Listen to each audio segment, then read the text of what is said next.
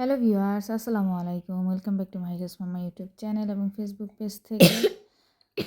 আজকে আমি রুটি বানিয়ে রেখেছিলাম গতকাল দুপুরবেলা। তার কারণ হচ্ছে যে খাওয়া হয় না, এর জন্য বানানো হয় না, খাওয়া হয় না, এর জন্য সকালে উঠে রুটি বানাবো, এটা একটু নিজের জন্য কষ্টকর হয়ে যায়। তো এই তো মাহিরার বাবার জন্য চা চাল করতেছি, ওনাকেই নাস্তা দিলাম।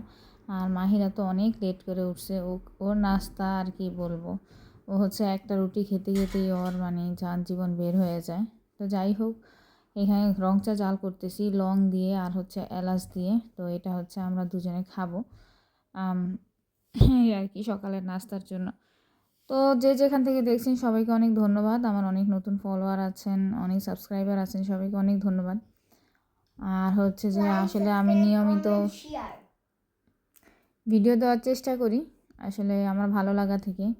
তো যারা দেখেন, অ্যাপ্রিসিয়েট করেন, আপনাদের সবাইকে ধন্যবাদ। তো আজকে রুটি সবার জন্যই বানিয়ে রেখেছিলাম, 2-1টা করে সবাই খেতে পারবো এরকম করে। তো সকালে নাস্তা শেষ করে দুপুরে রান্নার কাজে চলে আসলাম। ইলিশ মাছ আজকে ভাজি করব। রান্নাটা থেকে ভাজিটাই সবাই পছন্দ করে আসলে কি।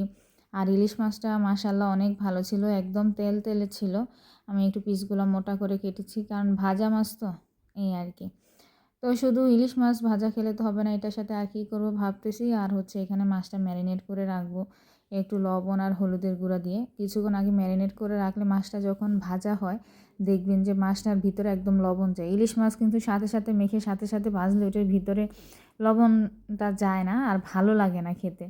আর তার চেয়ে আপনারা যদি আধা ঘন্টা 15 মিনিট আগে একটু লবণ আর হলুদ দিয়ে মাখিয়ে রাখেন যেই কোনো মাছই, ওই মাছটা ভেজে যখন মুখে দিবেন দেখবেন যে অনেক বেশি ভালো লাগবে। আর লাস্টে আরেকটা টিপস দিব, যেটার স্বাদ ইলিশ মাছ আরও বেড়ে যায় ইলিশ মাছের। এটা আমি জানতাম না।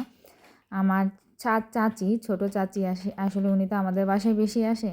তো উনি এরকমভাবে মাছ রাখতো ভেজে, তারপরে দেখলাম যে না, আসলে মাছটা খেতে মুচমুচেও থাকে আর যে ভালোও লাগে।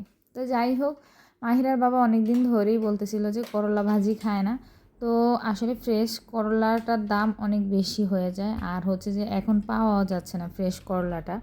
তো আমি ফ্রোজেন করা করলার জন্য ভাইকে ফোন দিলাম যে বেগুন আর করলা নিয়ে আসার জন্য। তো ভাই আবার একটু তার সময় বের করে কষ্ট করে আবার এগুলা নিয়ে আসছে। তো এই ফ্রোজেন করলাটাই আজকে আর কি ভাজি করব। তো এই তো আমার রান্নাবান্না প্রায় শেষের দিকে, একটু ডালও রান্না করেছি। এদিকে অনেক দিন ধরে এই কুমড়োর বিচিগুলো আছে, এখন মাহিরা বলতেছে যে এটা খাবে। তো এই তো রান্নাবান্না শেষ, তারপরে ওকে আর কি কুমড়োর বিচিগুলো ভেজে দিচ্ছি। তো যে টিপসটা আপনাদেরকে বললাম আর কি, ইলিশ মাছের এরকম তেলের মধ্যে চুবিয়ে রাখবেন। আর যে এই যে দেখেন আমি একটু পেঁয়াজ ভেজে দিছি, এই বেরেস্তাটাও কিন্তু খেতে খুব বেশি ইয়াম্মি লাগে। তো এই তো ছিল আমাদের আজকের ভিডিও, এই পর্যন্তই। আল্লাহ হাফেজ।